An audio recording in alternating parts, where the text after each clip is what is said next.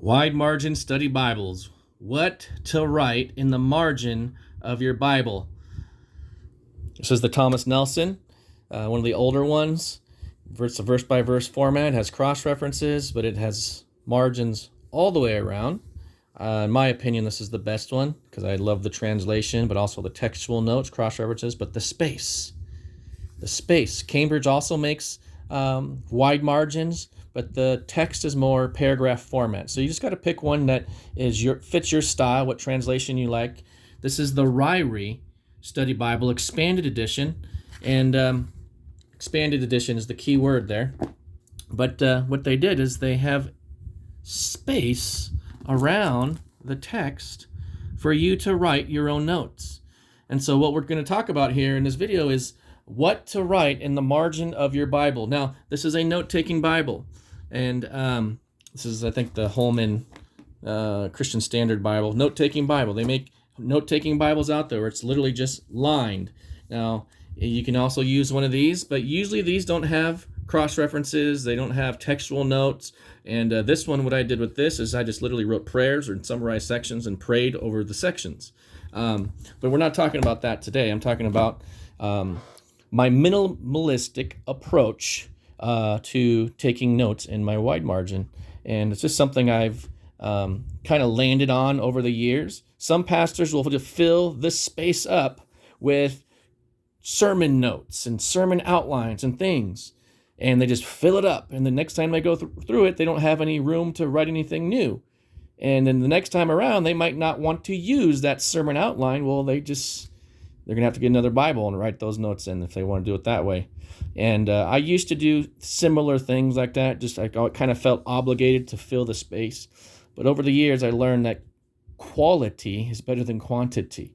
There are certain things that do not change, and with certain notes. And so if I'm doing sermon outlines, those might change, but certain things do not change, such as, number one, word studies.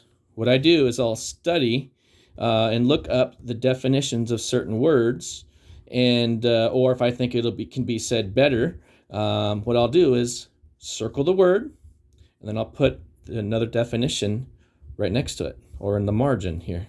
Descendants are literally seed, refuse. We didn't use the word refuse right here in America, right? We use dung or poop, right? And so that's what I did. Word study. I circled it. Now, every time I go through the Bible, those definitions don't change. Those are always there.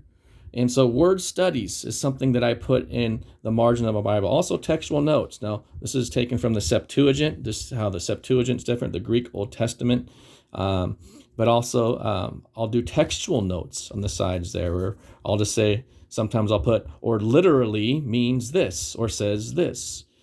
So I'll put stuff like that. I will also do cross-references. Now, this one does have cross-references here in the margin, or in the center, in the column here. But I have my own cross-references as I'm studying and going through the text, verses that shed light upon or are related to the verses at hand here. And so I'll put my own cross-references, because the best interpreter of the Bible is the Bible itself. And so these will just point you to other places in the Bible that talk about similar things. And so we got word studies, we got cross-references, we got textual notes, and then we also got commentary notes. Now, in this case, I'm quoting Feinberg, but I also do my own commentary notes. So as I'm going through and I'm studying and I find, this guy summarizes that section pretty good with this comment, or that was good. That really helps bring clarity to the text. I will write down their comments or write my own comments.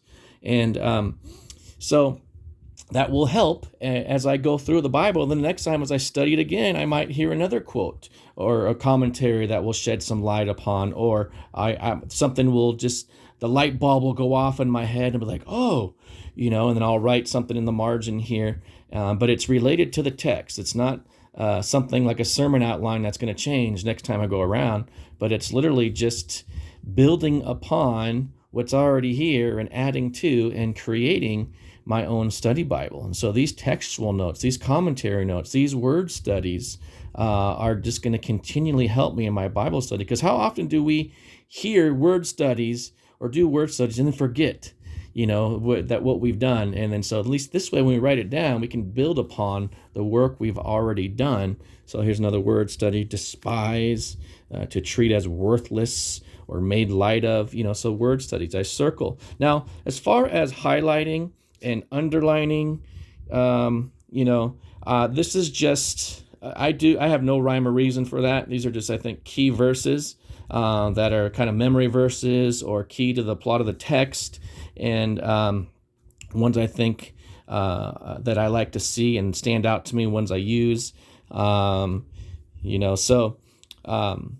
thing that I'll do is, now this Bible has section headings. This one dealing with, before chapter 2, corrupt priests.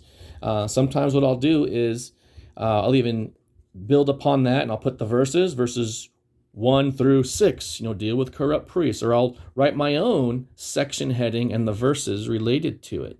And so that's very helpful too, summarizing sections of the Bible. And so that's very helpful every time you go through, so you're able to see the big picture. We don't want to get so narrow and just looking at verses.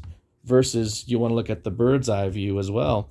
And so just things to help set context. Sometimes background information will be part of the commentary on the sides that I'll put, background information, because that will help set the context so we can rightly interpret. So these are just a few things that I do in my Bible, in my wide margin Bible. And, word studies, section headings, cross references, commentary notes, backgrounds notes.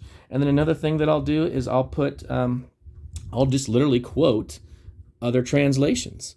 So let's see if I did it in this one. No, but I did quote the Septuagint again. Literally just quote, so sometimes, I think in the NIV, it says, for those who fear the Lord, who honor his name, I'll put over here, NIV, who honor. So it's kind of like a word study, but, or the ESV, I'll just quote the ESV next to the New King James text, or vice versa, depending on what translation. And if I'm going to write up in the top or the bottom, I'm going to make sure it's clear what verses I'm commenting upon. And so hopefully that helps you, and just kind of gives you ideas. And that's the cool thing about wide margins, is it's uniquely yours. And so you get to develop your own method. Some people do color coding and things, and that's just too complicated for me. I kind of keep it simple, and just kind of keep it, for me, it's about quality. And I don't want to get caught up. I usually just highlight with whatever highlighter I have at hand. In this case, it was purple and orange, and then underlinings and things, like I said, are at random. But you can develop your own method. But hopefully you can adopt some of these things, and I gave you something to think about. As always, test all things, hold fast to what is good. God bless you guys. Love you guys.